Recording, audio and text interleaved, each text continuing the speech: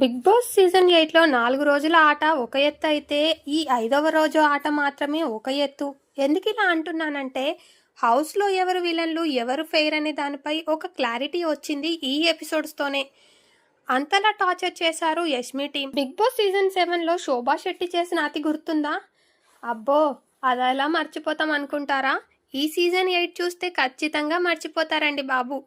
ఎందుకంటే ఆ ప్లేస్ను 100% రీప్లేస్ చేసేసింది యష్మి గౌడ.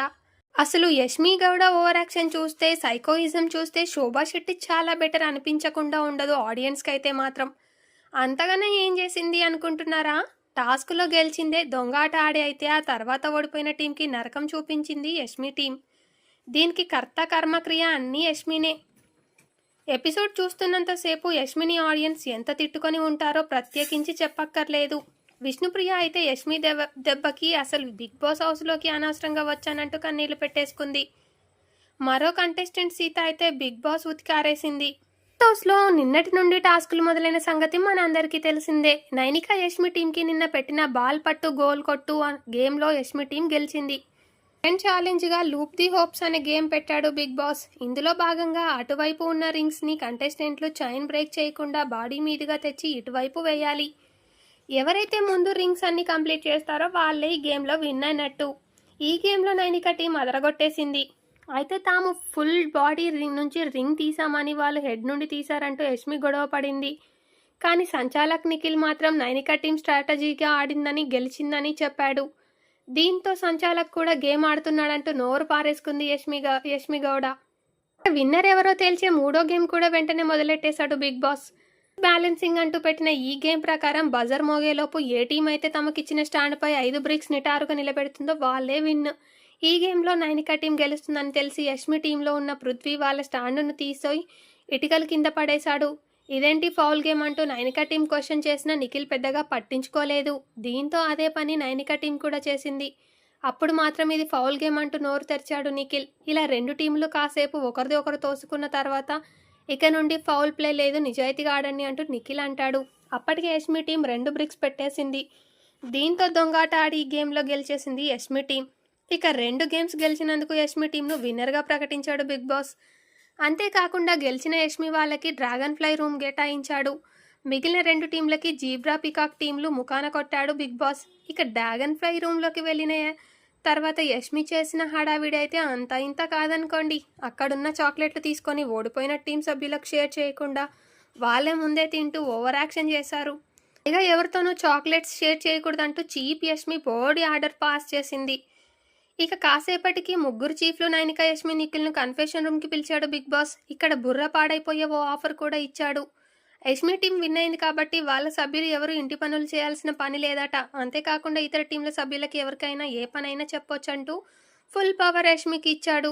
దీంతో యష్మిలో సైకో ఒక్క క్షణం బయటకు వచ్చేసింది. నిఖిల్ టీంకి కేవలం కుకింగ్ ఇచ్చి గిన్నెలు తోమడం, ఇల్లు, గార్డెన్, రూమ్స్, బాత్రూమ్ క్లీన్ చేయడం ఇలా మొత్తం పనులన్నీ నైనిక టీంకి ఇచ్చేసింది. అంటే 14 మంది సభ్యులు చేసే పనులన్నీ నైనిక టీంలో ఉన్న 5గురికి ఇచ్చిందన్నమాట. ఇవ్వడం ఒక వ్యక్తి అయితే ఆ పనులన్నీ ఇచ్చి నైనిక పక్కకెళ్ళి కంగ్రాట్స్ ఆల్ ది బెస్ట్ అంటే వెటకారం చేసింది యష్మి. ఇక కన్ఫెషన్ రూమ్ నుండి బయటకు వచ్చిన తర్వాత యష్మి తన టీం సభ్యులకి జరిగింది చెప్పిన తర్వాత అసలు శాడిజం మొదలైంది. యష్మియే అనుకుంటే వాళ్ళ టీంలో సభ్యులందరూ ఏమాత్రం తగ్గకుండా సైకోల్లా బిహేవ్ చేశారు. కిచెన్లోకి వెళ్ళి డ్రింక్స్ తాగడానికి గ్లాసులన్నీ తీసి సగం తాగేసి క్లీన్ చేసుకోండి అంటే అక్కడ పడేశారు. ఇక సైలెంట్గా కనిపించిన ప్రేరణ కూడా తనలో శాడిజం బయట పెట్టేసింది.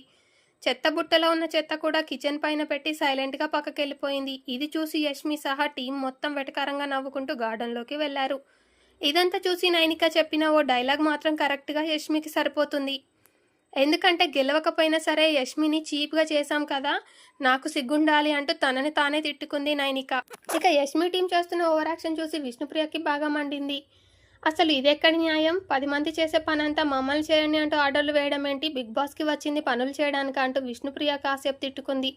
ఏదో టైటిల్ గెలిద్దామనే ఫైర్లో లోపలికి వచ్చాను, వాళ్ళ ఫైర్ అంతా ఆరిపోయింది, నేనైతే ఒక్క పని కూడా చేయను, నాగార్జున సార్ అడిగితే చెబుతా, నేనేదో పర్సనాలిటీ డెవలప్మెంట్ అనుకొని హౌస్లోకి వచ్చా కానీ ఇలా క్లీనింగ్ డెవలప్మెంట్ అవుతుందని అనుకోలేదు. బిగ్ బాస్కి రావడం రాంగ్ డెసిషన్ అంటూ కన్నీళ్లు పెట్టేసుకుంది విష్ణు. ఇక నైనిక టీం సభ్యుల్లో కొంతమంది అన్నం తింటుంటే కిచెన్లోకి వెళ్ళి పెంట చేశారు యష్మి టీం. ఎలాంటి పని చేయక్కర్లేదని బిగ్ బాస్ వాళ్ళకి చెప్పినా కూడా కావాలని కిచెన్లోకి వెళ్ళి ఆమ్లెట్ వేసుకుంటూ రెచ్చగొట్టాడు అభయ్.